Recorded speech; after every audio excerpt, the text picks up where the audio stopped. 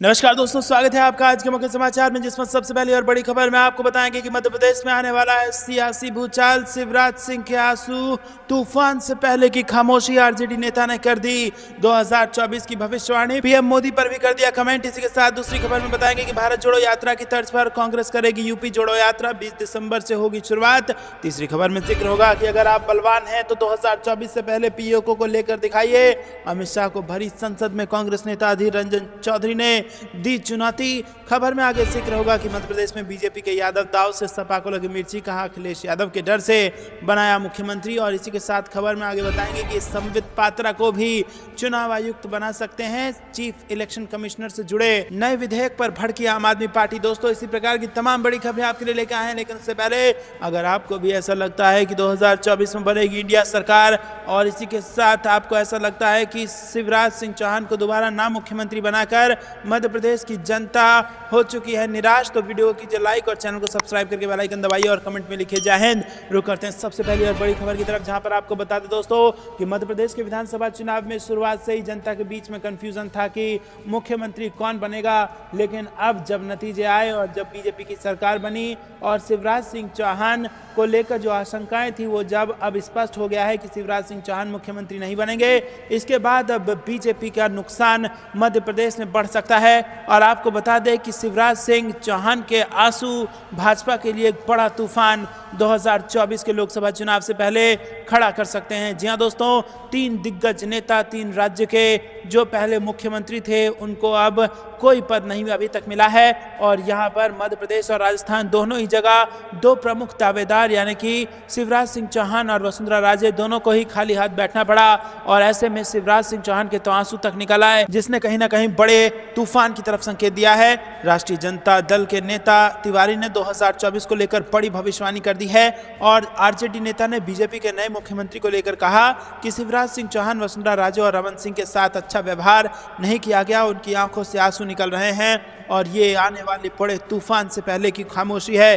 तो दोस्तों, आपको क्या लगता है, क्या बड़ा तूफान आने वाला है इन राज्यों में और क्या इनके साथ सही व्यवहार किया गया है? कमेंट में अपनी राय जरूर बताइए। वीडियो को लाइक नहीं किया तो लाइक करके समर्थन जरूर दर्ज कराइएगा। दोस्तों, रुक करते हैं अगली ब्रेकिंग न्यूज की तरफ।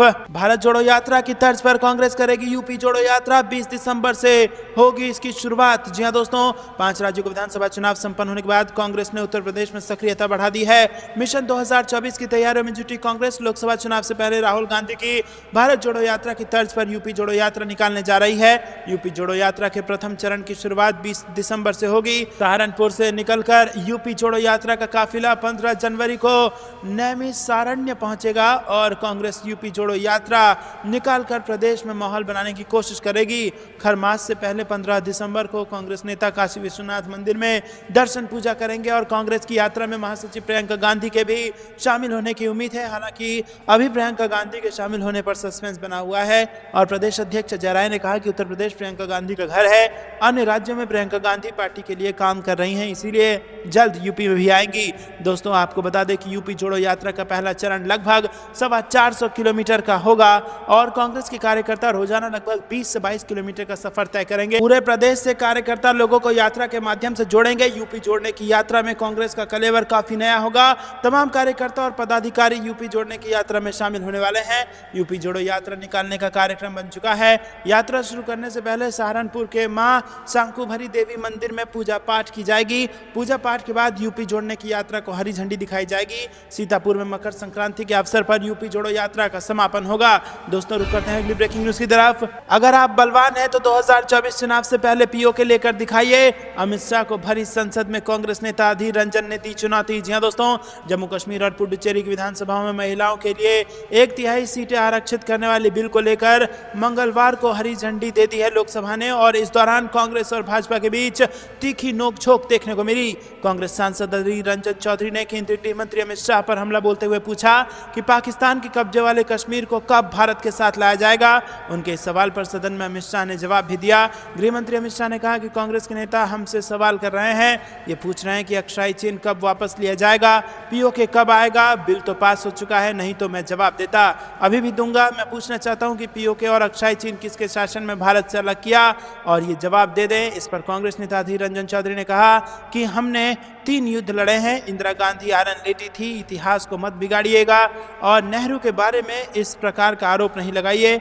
आपने क्लासिफाइड क्यों किया है? इस दौरान कांग्रेस नेता चौधरी ने अनुच्छेद 370 पर सुप्रीम कोर्ट द्वारा सोमवार को दिए गए ऐतिहासिक फैसले का जिक्र किया। चौधरी ने कहा कि जम्मू कश्मीर में विधानसभा चुनाव होना चाहिए, चुनाव सरकार को करवाना चाहिए। हम पहले से इसकी मांग करते रहे हैं और आपने सदन में वादा किया था कि आप चुनाव कराएंगे। चौधरी ने कहा कि जम्मू कश्मीर को पूर्ण राज्य का दर्जा मिलना चाहिए। इससे जम्मू कश्मीर की जनता को लगेगा कि उनकी बात सुनी जा रही है। कांग्रेस नेता अधीर रंजन चौधरी ने कहा कि अमित शाह सदन में सीना ठोक कर कहते हैं कि हम पीओके वापस लेकर आएंगे। आज क्या हो रहा है? पीओके का सीना चीरकर चीन कॉरिडोर बना रहा है।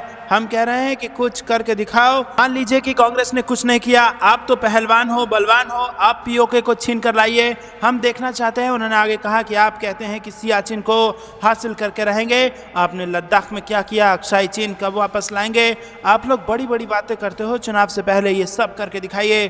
चीन वहां सड़क बना रहा है। वहीं दोस्तों बता दें कि इससे पहले केंद्रीय गृह मंत्री अमित शाह ने 11 दिसंबर को निचले सदन में जम्मू कश्मीर आरक्षण विधेयक और जम्मू कश्मीर पुनर्गठन संशोधन विधेयक को लेकर बहस के दौरान एक सवाल के जवाब में कहा था कि पाकिस्तान के कब्जे वाला कश्मीर पीओके भारत का हिस्सा है और इसीलिए जम्मू कश्मीर विधानसभा में इस क्षेत्र के लिए 24 सीटें आरक्षित की गई हैं। दोस्तों आपको क्या कुछ लगता है कि वाकई में चुनाव से पहले पीओके को भारत में मिला लिया जाना चाहिए और भाजपा को ये चुनौती स्वीकार करनी चाहिए? कमेंट में अपनी राय बताइए। वीडियो लाइक नहीं किया तो लाइक करके बताइए। रुक करते हैं अगली ब्रेकिंग न्यूज की तरफ। मध्य प्रदेश में बीजेपी के यादव दाव से सपा ने बीजेपी को घेरा, कहा अखिलेश यादव के डर से बनाया मुख्यमंत्री। जी हां दोस्तों, भारतीय जनता पार्टी द्वारा मध्य प्रदेश में मोहन सिंह यादव को प्रदेश की कमान सौंपने के बाद राजनीतिक गलियारों में यादव जाति के व्यक्तियों को प्रतिनिधित्व देने का भाजपा का मास्टर स्ट्रोक इसको बताया जा रहा है। तो वहीं यादव वोट बैंक के राजनीति वाले दल यानी कि आरजेडी और समाजवादी पार्टी इसको बीजेपी का डर बता रहे हैं। दोस्तों आपको बता दें कि समाजवादी पार्टी के नेता ने इसको लेकर तीखी प्रतिक्रिया दी है और कहा है कि पीएम मोदी अपने 4 बार के सीएम बनने का रिकॉर्ड टूटते हुए नहीं देखना चाहते थे, इसलिए उन्होंने जानबूझकर शिवराज का पद छीन लिया। मोहन यादव को सीएम बनने पर सपा प्रवक्ता मनोज काका ने बात करते हुए कहा कि ये मात्र प्रतीकात्मक प्रतिनिधित्व है जो भाजपा कर रही है। अखिलेश यादव के पिछला दलित अलायंस विमर्श से डर कर ये किया जा रहा है और भाजपा को अगर किसी से या किसी के विचारधारा से डर है तो वह अखिलेश यादव की विचारधारा से डर है और इसी पीडीए के डर से बीजेपी ये प्रतिनिधित्व देने की बात कर रही है। लेकिन ये सब प्रतीकात्मक है क्योंकि बीजेपी एक कॉरपोरेट कंपनी है जिसका एक सीईओ है और बाकी सभी लोग कर्मचारी हैं और सीईओ अपने मन मुताबिक कर्मचारियों को लगाते हैं। सपा नेता ने कहा कि आज यादव को प्रतिनिधित्व दिया है, लेकिन सवाल है कि क्या मुसलमानों को प्रतिनिधित्व मिलेगा? वो भी हमारे देश का ही नागरिक है और भाजपा उन्हें दूसरी नज़र से देखती है। जब कभी समाजवादियों के नेतृत्व की सरकार बनेगी तो उसमें राजनीतिक, आर्थिक और शासकीय व्यवस्था में हम सबको प्रतिनिधित्व देंगे और भाजपा अपने नेताओं को प्रतिनिधित्व नहीं दे रही है बल्कि अपने ही पिछड़ों के जनाधारी नेता हैं उसको साइडलाइन कर रही है। भाजपा सब जगह अपने तोते बिठा रही है। आज शिवराज की क्या हैसियत रह गई? दोस्तों रुक करते हैं अगली ब्रेकिंग न्यूज की तरफ। ये संवित पात्रा को भी बना सकते हैं चुनाव आयुक्त। सीईसी से जुड़े नए विधेयक पर भड़के आम आदमी पार्टी के नेता। जी हां दोस्तों, मुख्य चुनाव आयुक्त और अन्य चुनाव आयुक्त से जुड़े विधेयक पर आम आदमी पार्टी ने राज्यसभा में विरोध दर्ज कराया। पार्टी सांसद राघव चड्ढा ने इसे गैर कानूनी करार दिया और साथ ही उन्होंने कहा है कि इसके जरिए सरकार जिसकी चाहे उसकी नियुक्तियां कर सकती है और उन्होंने कहा कि केंद्र इस पद पर संबित पात्रा तक को ला सकती है। पात्रा भारतीय जनता पार्टी के राष्ट्रीय प्रवक्ता है। मुख्य चुनाव आयुक्त और अन्य चुनाव आयुक्त विधेयक 2023 को लेकर चड्ढा ने कहा कि वो सिलेक्शन पैनल से पहले ही भारत के मुख्य न्यायाधीश को हटा चुके हैं और उनकी जगह कैबिनेट मंत्री को लगाया गया है। इससे सरकार को 2 वोट मिल जाते हैं और 2-1 के बहुमत के साथ सरकार सभी फैसले ले सकती है, जिसे चाहे उसे नियुक्त कर सकती है। उन्होंने राज्यसभा में कहा कि वो संबित पात्रा को मुख्य चुनाव आयुक्त बना सकते हैं। अगर वह मुख्य चुनाव आयुक्त बन गए तो कितना खतरनाक होगा। आप संसद ने कहा कि ये विधेयक गैर कानूनी है और यह विधेयक संविधान की मूल संरचना के खिलाफ है। संविधान की मूल संरचना स्वतंत्र और निष्पक्ष चुनाव है। दोस्तों रुक करते हैं अगली ब्रेकिंग न्यूज की तरफ। भजन लाल शर्मा के सीएम बनने पर आया वसुंधरा राजे का बयान। पीएम मोदी के लिए भी कर दिया ट्वीट। जी हां दोस्तों, राजस्थान की राजनीति में चुनाव परिणाम के बाद से जारी कयासों का दौर मंगलवार को जाकर समाप्त हो गया है। चुनाव में बहुमत पाने वाले भारतीय जनता पार्टी ने भजन लाल शर्मा को राजस्थान राजस्थान का अगला मुख्यमंत्री बनाने के लिए मनोनीत किया है।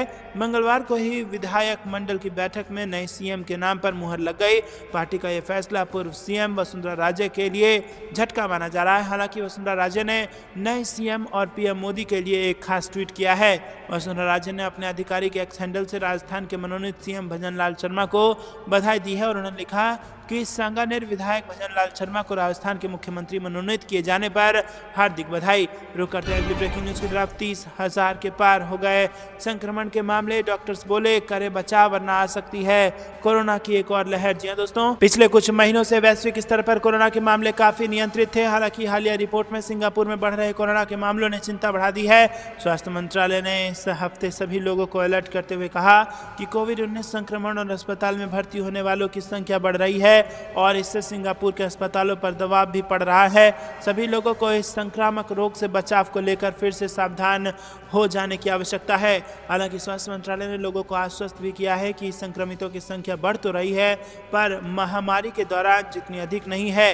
हाल के दिनों में यहाँ बढ़ रहे संक्रमण के लिए कौन सा वेरिएंट जिम्मेदार है? क्या यहाँ कोरोना का कोई नया वेरिएंट आ गया है? इस बारे में भी बहुत स्पष्ट नहीं है। रुक करते हैं ब्रेकिंग न्यूज़ की तरफ। मांझी के शराबबंदी कानून वापस लेने के बयान पर जेडीयू ने किया बड़ा पलटवार। जी हां दोस्तों, बिहार के पूर्व मुख्यमंत्री और हिंदुस्तान आवाम मोर्चा के प्रमुख जीतन राम मांझी की सरकार में आने पर शराबबंदी कानून वापस लेने के बयान पर बुधवार को जेडीयू ने पलटवार करते हुए कहा कि वो भाजपा की गोद में चले गए हैं। इस कारण ऐसा बोल रहे हैं। प्रदेश के मद्य निषेध विभाग के मंत्री सुनील कुमार ने कहा कि पूर्व मुख्यमंत्री मांझी की पार्टी ने भी शराबबंदी का समर्थन किया था। जब महागठबंधन में थे तब ऐसा कुछ नहीं बोले। अब वो भाजपा की गोद में चले गए हैं। उन्होंने कहा कि शराबबंदी को लेकर सरकार फिर से सर्वेक्षण कराने जा रही है। इस कानून में संशोधन होते रहे हैं। जहरीली शराब से होने वाली मौत पर मृतकों के परिजनों को सरकार अब मुआवजा भी देती है। मांझी के बयान का कोई मतलब नहीं है। बता दें कि भाजपा के प्रदेश अध्यक्ष सम्राट चौधरी पहले ही कह चुके हैं कि भाजपा शुरू से शराबबंदी कानून के पक्ष में है। भाजपा इसके लागू करने के तरीके को लेकर सवाल उठाते रही है। पूर्व सीएम मांझी ने कहा कि इस शराबबंदी कानून में सबसे अधिक दलित और गरीब परेशान हो रहे हैं। अगर हमारी सरकार आई तो या तो शराबबंदी वापस लेंगे या शराबबंदी में गुजरात मॉडल लाएंगे। दोस्तों, रुक करते हैं अगली ब्रेकिंग न्यूज की तरफ। कांग्रेस के बहादुर सांसद ने लोकसभा में घुसने वाले को पकड़ा, सुनाई अपनी आंखों देखी। जी हां दोस्तों, लोकसभा की सुरक्षा में बुधवार को सेंध लगी। 4 लोग पीले रंग का धुआं निकालने वाले कनस्तर लेकर घुस गए। 2 लोग दर्शक दीर्घा से लोकसभा कक्ष में कूदे और जूते में छिपाकर लाए गए कनस्तर से पीला धुआं फैलाया। वहीं एक महिला और एक पुरुष ने संसद भवन के बाहर पीला धुआं फैलाया। लोकसभा कक्ष में हमला करने वाले एक युवक को कांग्रेस के सांसद गुरजीत सिंह औजला ने पकड़ लिया। उन्होंने घटना के बारे में आंखों देखी सुनाई और सुरक्षा उल्लंघन 2001 में संसद पर हुए मामले की बरसी पर हुआ। इससे सांसदों में दहशत फैल गई। दोस्तों, सांसद गुरजीत सिंह औजला ने दर्शक दीर्घा से सदन में कूदने वाले 2 लोगों में से एक को पकड़ा। उन्होंने कहा कि मैं आगे बैठा हुआ था, वो लोग ऊपर से कूदे। आगे 0 आवर का लास्ट टाइम था। वो हल्ला गुल्ला ऊपर से आया तो हमने ध्यान दिया। एक आदमी कूद गया, एक दूसरा भी कूद रहा था। जो पहले कूद गया वो स्पीकर की तरफ बढ़ रहा था, वो हल्ला कर रहा था, उसने जूता उतारना शुरू कर दिया था। औजला ने कहा कि जूते में कोई चीज़ थी, उसे पकड़ा गया। बेनीवाल ने पकड़ लिया, एक दूसरा भी था। जब हम वहां तक पहुंचे तो उसके हाथ में बम टाइप था, स्मोक निकल रहा था, पीले रंग का बहुत धुआं था और उसी को मैंने पकड़ा है। उसे छीनकर बाहर फेंका। पता नहीं लग रहा था कि क्या है, लेकिन सबकी सुरक्षा का मामला था। उसे सुरक्षा कर्मियों ने पकड़ लिया है। सुरक्षा में बहुत बड़ी चूक हुई है। रुक करते हैं अगली ब्रेकिंग न्यूज की तरफ। वाराणसी में रैली के बाद दिल्ली में जेडीयू की अहम बैठक। नीतीश कुमार समेत तमाम दिग्गज होंगे शामिल। जी हां दोस्तों, बिहार के सीएम नीतीश कुमार 24 दिसंबर को पीएम मोदी के संसदीय क्षेत्र वाराणसी में एक जनसभा को संबोधित करेंगे। इसके साथ ही नीतीश कुमार यहां एक रैली भी करेंगे। नीतीश कुमार की रैली से पहले यूपी में सियासी हलचल तेज है, जहां एक और जेडीयू रैली को सफल बनाने की तैयारियों में जुटी हुई है। वहीं बीजेपी लगातार नीतीश कुमार को घेरने की कोशिश में जुटी हुई है। सूत्रों से मिली जानकारी के मुताबिक नीतीश कुमार यूपी के वाराणसी स्थित जगतपुर पीजी कॉलेज के मैदान में रैली को संबोधित करेंगे। तो वहीं दूसरी ओर बिहार के एक प्रमुख राजनीतिक दल जनता दल यूनाइटेड की राष्ट्रीय कार्यकारिणी की बैठक 29 दिसंबर को राजधानी दिल्ली में आयोजित की गई है, जिसमें मुख्यमंत्री नीतीश कुमार सहित पार्टी के वरिष्ठ नेता शामिल होंगे। पार्टी के राष्ट्रीय महासचिव आफाक अहमद खान की ओर से जारी एक आधिकारिक बयान में बुधवार को ये जानकारी दी गई। बयान में कहा गया कि राष्ट्रीय अध्यक्ष राजीव रंजन सिंह उर्फ ललन सिंह ने 29 दिसंबर 2023 को पूर्वाह्न 11:30 बजे नई दिल्ली में पार्टी की राष्ट्रीय कार्यकारिणी की बैठक निर्धारित की है।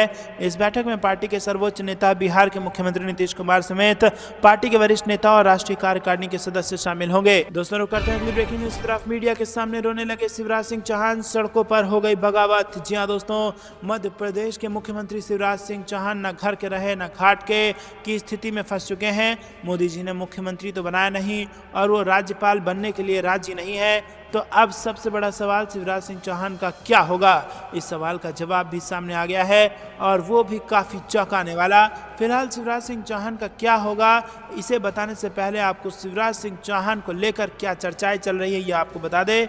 जहां दोस्तों अटकलें लग रही हैं कि केंद्र में कुछ बड़ी जिम्मेदारी शिवराज सिंह चौहान को दी जा सकती है, लेकिन आपको बता दें कि उन्होंने जो बयान दिया कि मैं मांगने से पहले मरना बेहतर समझूंगा, इसने कहीं ना कहीं बड़ा सियासी तूफान मध्य प्रदेश में मचा दिया है।